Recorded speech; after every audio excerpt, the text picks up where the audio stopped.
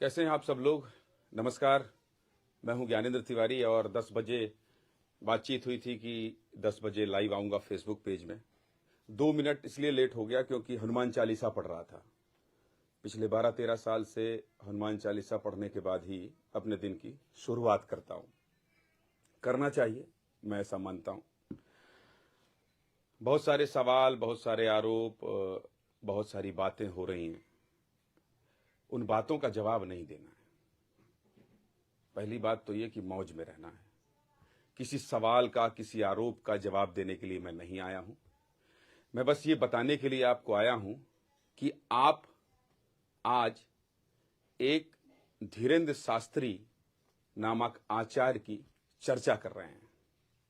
आप बागेश्वर धाम वाले आचार्य धीरेन्द्र शास्त्री की चर्चा कर रहे हैं और आप इसलिए चर्चा कर रहे हैं कि वो अंधविश्वास फैला रहे हैं, ये आस्था है या फिर पाखंड है। ये चर्चा पिछले 5 दिनों से आप ज्यादा कर रहे हैं। आप ये जानना चाहते हैं कि ये आखिर है क्या। मेरा मकसद यही सवाल आपके बीच ले जाने का था। जब 1 लाख, 2 लाख, 5 लाख की भीड़ कहीं आए तो आपके मन में ये सवाल आना चाहिए कि ये क्या हो रहा है। मेरे मन में भी ये सवाल था कि ये क्या हो रहा है।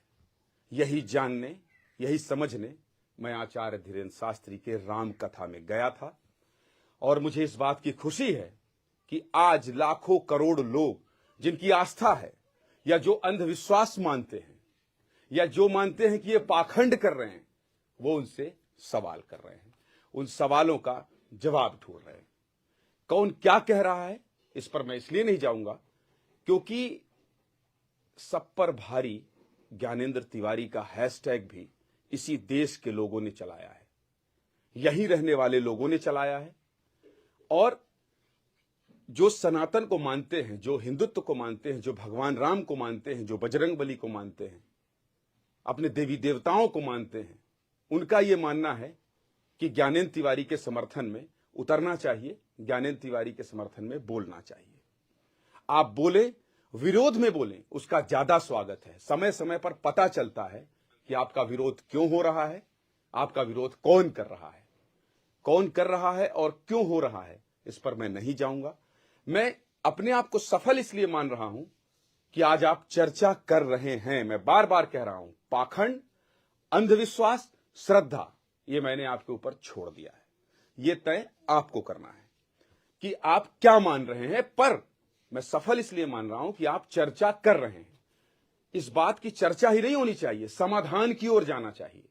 मैं बिल्कुल कह रहा हूं कि अगर लाखों करोड़ों की श्रद्धा, आस्था के साथ खिलवाड़ हो रहा है तो जो लोग बैठकर सवाल पूछ रहे हैं उनको जाना चाहिए वहां। मैं मंच पर गया और मंच पर जाने के बाद सवाल किया। मुझे लगता है इससे ज्यादा सफाई देने की जरूरत नहीं है।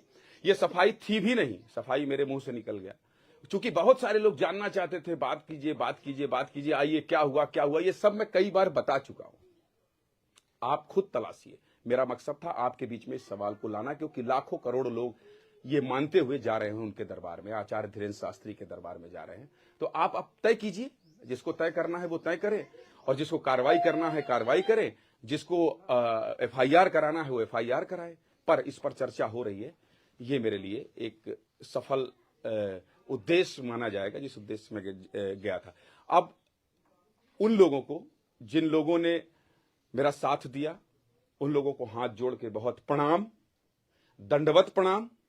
और अगर प्रणाम करना, दंडवत प्रणाम करना अपराध है तो मैं अपराधी सही, मैं अपराधी हूं। जिन लोगों ने मेरे लिए सोचा, जिन लोगों ने मेरे लिए लिखा, मैं ऐसे लोगों को जानता भी नहीं हूं, उनको दंडवत प्रणाम है, चरण स्पर्श है। आप क्या कहते हैं? इससे फर्क सच में नहीं पड़ा है। ज्यादा लोग जानने लगे हैं, ज्यादा लोग पूछने लगे हैं, ज्यादा लोग हालचाल जानने लगे हैं, थोड़ा फोन कॉल्स ज्यादा आने लगे हैं, बस यही हुआ है। और लोग कह रहे हैं कि आप तो छा गए, कुछ लोग कह रहे हैं कि आपने तो बर्बाद कर दिया। ये तय आपको करना है। मेरा जो मकसद था मैं उसमें सफल हुआ। बहुत बहुत धन्यवाद जिन लोगों ने सब पर भारी ज्ञानेंद्र तिवारी चलाया, उनको विशेष धन्यवाद। जो गरिया रहे हैं उनका भी बहुत धन्यवाद।